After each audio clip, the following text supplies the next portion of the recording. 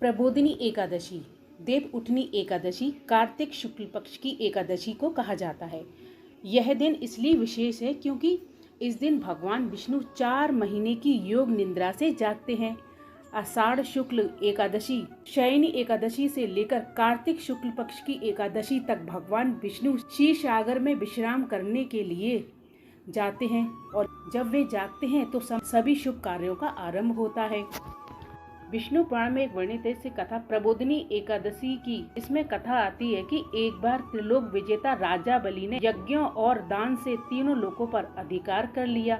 वह बड़ा दानी था और धर्मनिष्ठ था, लेकिन देवताओं के स्वर्ग से वंचित होने पर इंद्रादि देवता बहुत चिंतित हो गए। सभी देवताओं ने भगवान विष्णु से निवेदन किया, प्रभु, राजा बलि यज्ञों से इतना शक्तिशाली हो गया है कि अब हमें अपने लोकों से बाहर कर दिया है, कृपया उसे धर्म की सीमा का बोध कराइए। तभी भगवान विष्णु ने कहा, मैं ब्राह्मण बालक के रूप में जाकर बलि की परीक्षा लूंगा। तब भगवान ने 52 रूप का अवतार लिया और राजा बलि के यज्ञ में पहुँचे।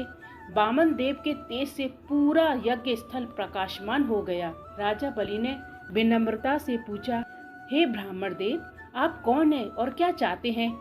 तब वामन बोले, हे राजन, मुझे बस 3 पग भूमि चाहिए जहां मैं अपने चरण को रख सकूं। राजा बलि मुस्कुराए और बोले, आप जैसे छोटे बालक को केवल 3 पग भूमि चाहिए? यह तो बहुत ही कम मांग है, मैं आपको यह दान देता हूँ। राजा बलि ने जल से संकल्प किया।